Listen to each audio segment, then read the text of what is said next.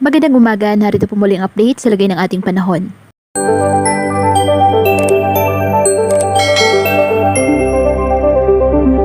Tuluyan ang humina ang hanging amihan at hindi na ito nakakaapekto sa ating bansa. Easterlies na lang po ang weather system ngayon na magdadala ng maalinsangang panahon. Ang easterlies ay mainit na hangin na nanggagaling po sa Pacific Ocean. Posibleng ideklara na ng Pag-asa ang warm and dry season bago matapos ang linggong ito, kaya asahan po ang titindi pa ang init sa mga susunod na araw.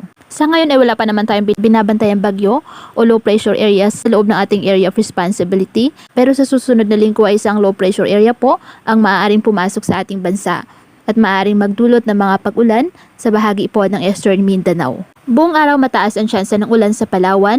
Pagsapit po ng hapon, posibleng po ang thunderstorm sa Ilocos Region, Cordillera at Cagayan Valley, pati na rin po sa probinsya ng Zambales, Bataan, Tarlac at Mindoro.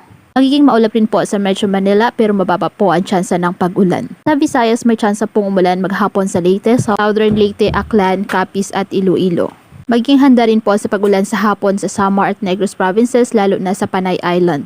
Sa Mindanao, posibleng maging maulan buong araw sa Sulu. Asahan din ang thunderstorm sa Zamboanga del Norte, Surigao provinces at malaking bahagi ng Davao Region. Samantala may gale warning po ang Pag-asa sa mga baybayin ng Cagayan, Isabela, Aurora, Quezon, Camarines provinces, Catanduanes pati na rin sa Northern at Eastern Samar.